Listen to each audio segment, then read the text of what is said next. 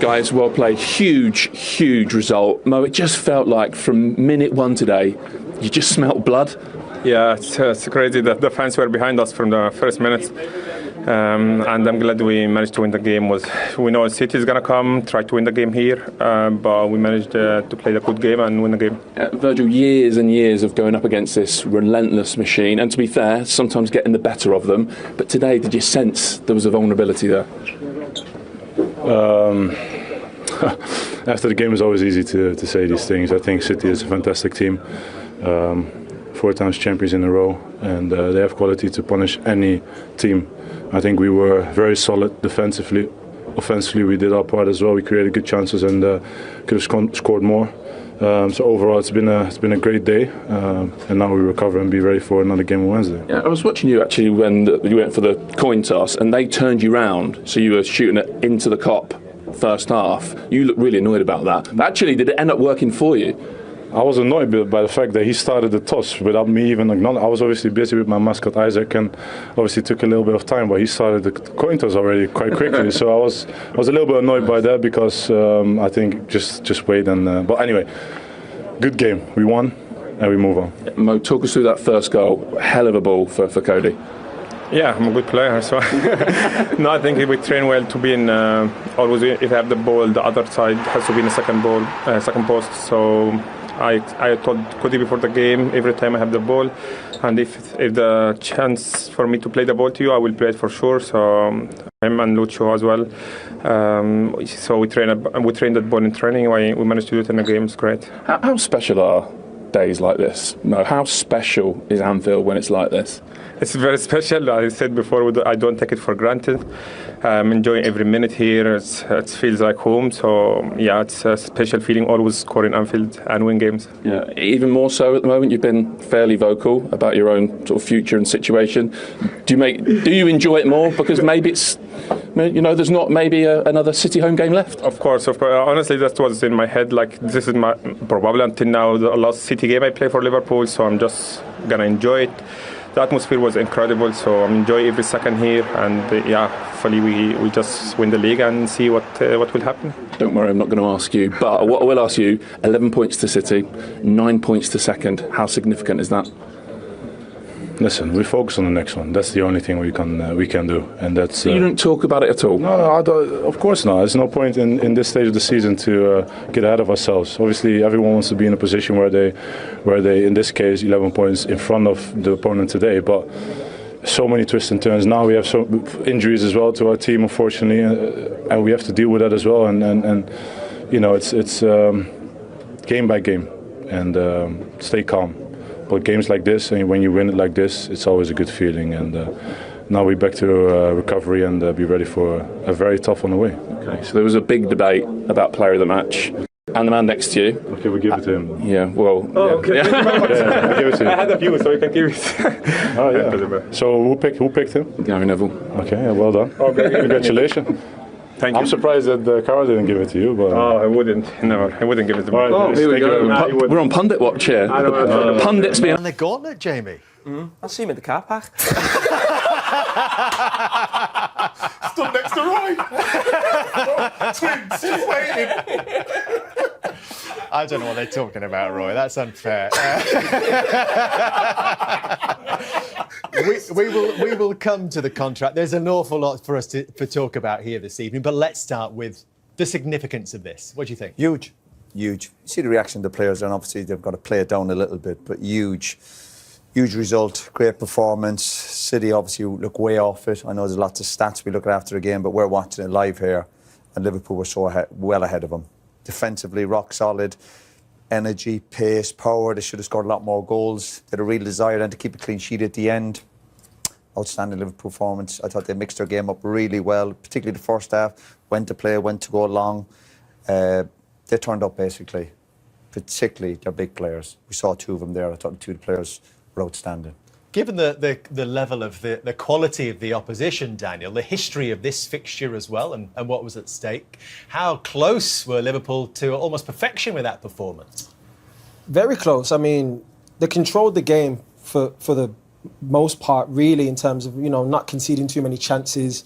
The first half, you know, City didn't really do much, to be honest. And then, of course, Doku comes on, does a little bit. But besides that, Liverpool had full control of the game. They were threatening, runs in behind, tenacious, attitude. They looked like they wanted it. And there was that feeling in the stands when you hear the fans roaring. And when City, had moments, Liverpool's fans were like, let's, get right behind the boys again. And the players and how the manager set them up today as well, I think was magnificent. He had the midfielders pressing all over the pitch. They set the intensity for the team. All round, fantastic performance from the players, and it was really professional performance as well, because you can let it get out of hand, and they didn't let that happen. I think you expected a reaction from City, didn't you? I don't remember seeing Pep Guardiola reacting quite like that before, as he did to Liverpool fans singing about him being sacked in the morning. No, obviously he's going to be annoyed. We've talked about Pep since he come to the club. Obviously his first season was difficult, was nowhere near winning the league, and then he started building that momentum. And what City have done over the last couple of years has been staggering. We did the game last week at Spurs, and he asked me, is it a crisis? I said, no, it's not a crisis, because, you go into the Champions League game and you think, okay, 3-0 up, and then it's free. And now you come to Liverpool. And it's not just the fact that Liverpool, anyone can come to Liverpool. At Anfield, great stadium, fans were like a fortress at times, but it's the way they got beat is, for me, I've not seen for a while with this City team. You can talk about the defence, you can talk about midfield, you can talk about attack. It's the collective. If you look at the difference between Liverpool and Man City, they was all together.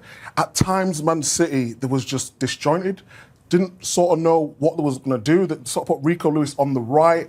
Obviously, we've seen him in midfield, and he's a right back by trade. You got Mateus Nunes on the left as well. So they got into these good opportunities, but they couldn't do anything with it. It just feels like everything is a yard off. So does it seal in your mind? You talking before the game about if they lose potentially, possibly, maybe, that means they're out of the title race? No, I think if you're looking at the stats, if you're looking at the game, and you're analysing the game, it's bleak at this time too.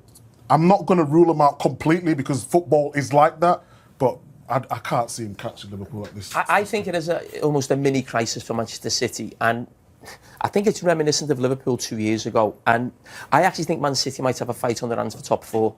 I actually look at Arsenal and Chelsea and the way they're looking right now. I think it'd be difficult for Man City to finish above them if they don't go into the market in January. And I go back a couple of years, the season Man City won the treble. Liverpool went to the Etihad, I think, in about April and got beat 4-1.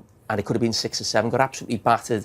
And you felt like it was almost the end of that Jurgen Klopp team. But what it was the end of the midfield. This was Henderson and Fabinho at the time. And no matter how good a manager you are, you can't fix that. I don't think Pep can fix that in terms of midfield. Now, this has been going on for 4 or 5 games. He needs to buy players in there. Now, if he can do it in January, who knows, but may need to wait till the end of the season to fix this, because right now I could see Man City maybe losing another 4 or 5 games between the... By 2-0. We'll talk about that atmosphere, which we were very privileged to experience today in a moment. But just to pick up on what Mo Salah was saying there, on the back of what he said at Southampton last week that we were discussing on the Final Word show, he said that probably my last game for Liverpool here against Manchester City. Is this the game of chess continuing? Well, there's obviously last came out and dropped the bomb type of thing, has he? So yeah, it was an interesting thing to say in an interview, of course, but what's the alternative? I suppose you say no comment and things like that. That's how he feels at the moment. He said the same, a week or so ago. I'm more out than in, was his quote last week, and that's where things are at the moment. I'm sure there will be further negotiation. There's a long time between now and the end of the season. The crowd absolutely adore him. The club adore him. He adores the club. He's just one of the most incredible players with great success, playing in a team that are, on top of the world at the moment. I still believe, I can't bring myself to think that he won't be here last season. But obviously with comments like that, it does make you wonder. Where are you with this, Cola? He just said probably. That means there's a probability for him to stay, which I think is good for Liverpool. Of course, he's a fantastic player, and definitely if he goes, they will miss him because he's a goal scorer. He's a guy who can create goal.